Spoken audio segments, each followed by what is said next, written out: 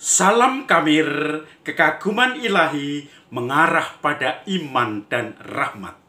Saudara-saudari yang terkasih, di kamar saya seperti kebun binatang ada kambing.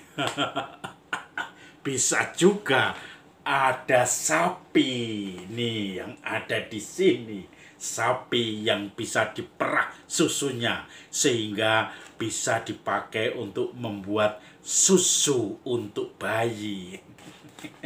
Ada ikan, berbagai macam hewan ada di kamar saya. Yang lain-lain tidak perlu saya tunjukkan. Saudara-saudari yang terkasih, kambing ini banyak sekali jenisnya dan selalu ada ciri khasnya. Jenggotnya panjang, tanduknya juga lebat, tanduknya juga kuat dan memutar melingkar. Badannya juga kuat karena dia harus bertahan untuk suatu cuaca yang mungkin keras, perjuangan hidup yang keras. Ada kambing gunung yang bisa naik ke bukit sampai tinggi, bahkan di ujung jurang pun berani, tidak takut jatuh karena dia mempunyai keahlian memanjat tebing. Itu kambing gunung. Tetapi kambing selalu seperti ini. Ada juga domba. Saya tidak mempunyai hewan domba di sini karena domba itu biasanya lebih jinak karena diambil bulunya untuk menjadi bahan wol atau pakaian, terutama mereka yang ada di musim dingin supaya badannya hangat karena kulit atau bulu dari domba tadi.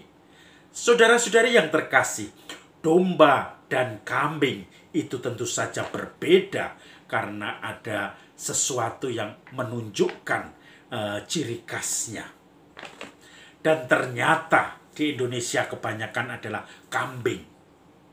Dalam Injil hari ini, kita juga mendengarkan kisah tentang kerajaan Allah, tentang penghakiman terakhir. Kerajaan Allah atau penghakiman terakhir seperti seseorang yang mengumpulkan orang-orang peliharaannya. Dia mengumpulkan domba-domba di sebelah kanan, kambing-kambing di sebelah kiri. Dia mengumpulkan yang berbulu lebat, itu ditaruh di sebelah kanan untuk dipotong bulunya menjadi pakaian wol. Sementara di sebelah kiri, kambing-kambing dikumpulkan yang selalu bertarung karena merasa kuat, merasa superior, dan kemudian selalu mengajak bertarung dengan tanduk dan tanduk itu diadu. Yesus mengatakan seperti itu. Orang-orang yang jahat dikumpulkan di sebelah kiri bersama seperti kambing-kambing itu. Sementara orang-orang yang baik dan benar dikumpulkan di sebelah kanan seperti domba-domba itu. Lalu ia bersabda kepada yang di sebelah kanan, yang orang yang dibenarkan. Dia mengatakan, "Masuklah di dalam kebahagiaanku. Karena ketika aku haus, kamu memberi aku minum.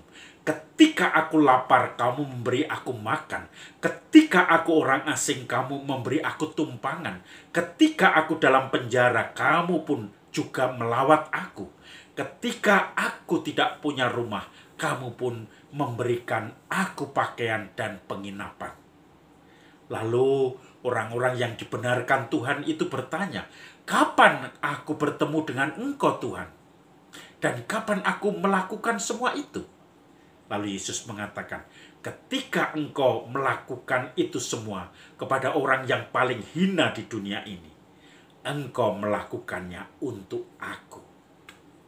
Tetapi Yesus mengatakan kepada yang di sebelah kiri, seperti kambing ini, "Terkutuklah engkau, sebab ketika aku lapar, kamu tidak memberi aku makan. Ketika aku haus, kamu tidak memberi aku minum. Ketika aku dalam tahanan, kamu tidak melawat aku. Ketika aku sebagai orang asing, kamu tidak memberi aku tumpangan. Ketika aku menjadi ke orang yang tidak punya rumah, kamu tidak pernah memberi aku penginapan, maka terkutuklah kamu. Lalu mereka berkata, kapan kami tidak memberi engkau makan, tidak memberi engkau minum? Kapan kami bertemu kepadamu?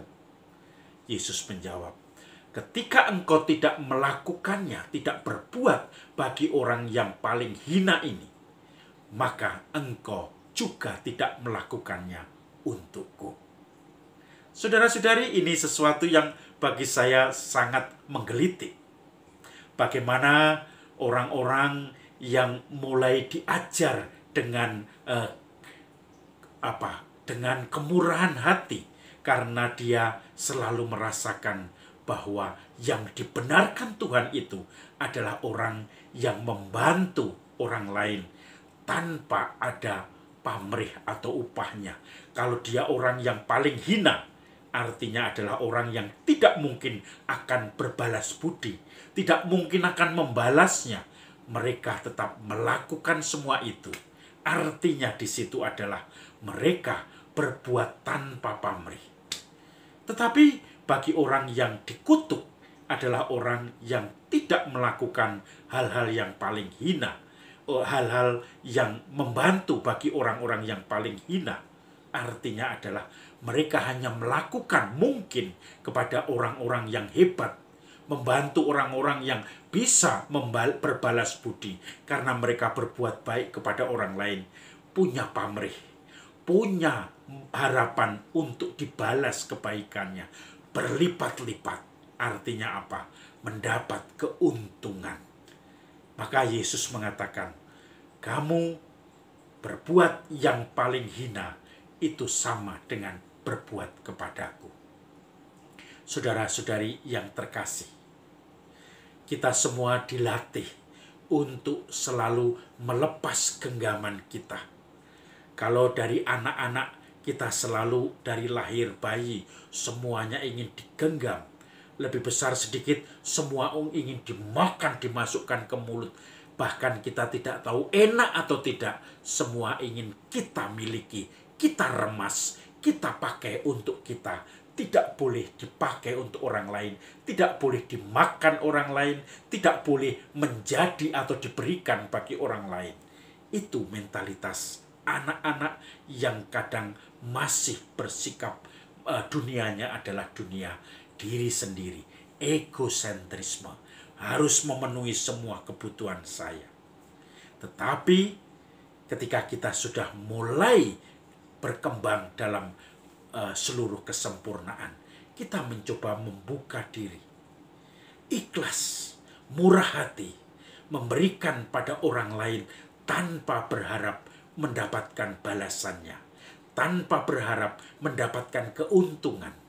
Maka di situ kita akan menjadi orang-orang yang baik hati, yang murah hati, sama seperti Bapa murah hati adanya. Memberikan hujan bagi orang yang jahat maupun orang baik, memberikan panas mataharinya bagi orang yang benar maupun orang yang salah. Saudara-saudari yang terkasih, semoga masa Prapaskah ini membuat kita merenung diri sendiri. Apakah saya sudah bermurah hati sehingga saya menjadi seperti domba yang berbuat apapun demi orang-orang yang paling hina di sekitar kita? Atau kita masih seperti kambing yang berharap balasan, yang tidak berbuat sesuatu bagi orang yang paling hina, berbuat sesuatu hanya bagi orang-orang yang bisa membalas perbuatan baik kita? Dan itu yang dikutuk oleh Tuhan.